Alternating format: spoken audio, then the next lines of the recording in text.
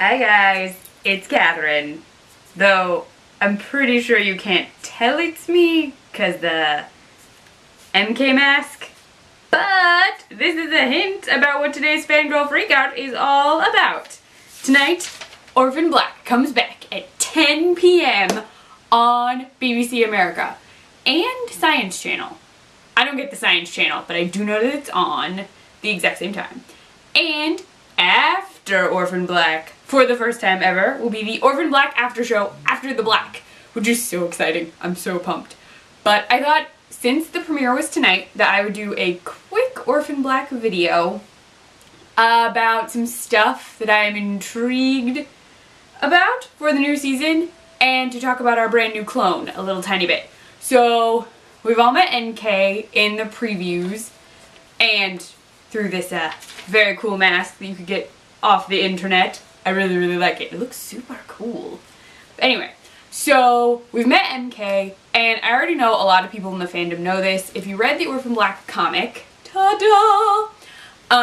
You'll know that there is a clone named Vera who was in the same fire that allegedly killed Rachel Duncan's parents. But we know that she survived. We also know that Ethan survived.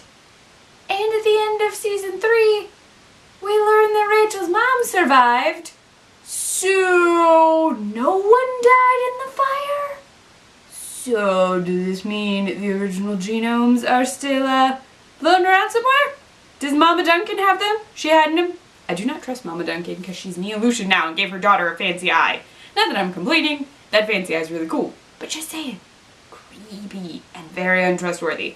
But anyway, we met Vera in the comics, and Rachel does not like her because she thought that she survived the fire that killed her parents, which is understandable. Rachel does not deal with emotions very well, so I mean, I get it. And she has a problem. She totally slaps her in the face while she's recovering from some very intense burns in that. And in the comic, we also learn that Vera was at Helsinki but survived. So she knows all about the Helsinki Protocol, but I'm curious to see if we ever learn who MK/Vera's monitor was, if her monitor survived Helsinki, if her monitor is part of Dyad, or was a military-connected monitor, or was something altogether different. I'm just curious to see what...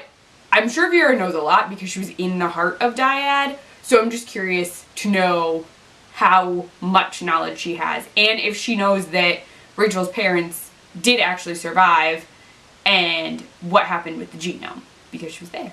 She could know.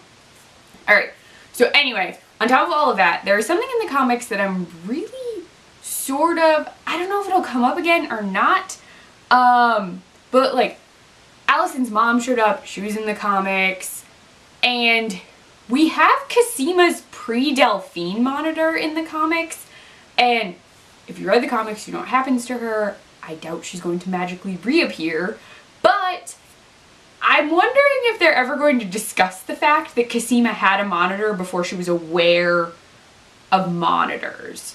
Just whether that monitor is somehow connected to Shay, or if her previous monitor is somehow someone else knew. I'm just always curious because I feel like everything is connected somehow, and I would just like to know how that monitor connects to everybody else. I mean, Donnie was grabbed for Allison at the college, so it's a little different, but I'm still just curious. I'm also very excited because we still get Paul Dearden even after season 3. And that excites me a lot because I'm really looking forward to seeing Beth's story because we didn't get a lot of Beth. We got Sarah as Beth, but we didn't get a lot of Beth in any other season. Just sort of what other people thought about Beth, other thing, like it was everyone else's point of view of Beth, but not Beth's point of view of what was going on in her life. So I think that'll be really cool. I'm also very curious about Helena babies. I mean, she really wants babies. I want to know what's going to happen with the babies. So I almost did a terrible Helena impression. I feel like I will not do that today. It's really bad. If you really want to hear it, comment below or tweet me at Clef Notes. and I will do one. I could attempt to do all the clones. They'll be awful, but I could try it.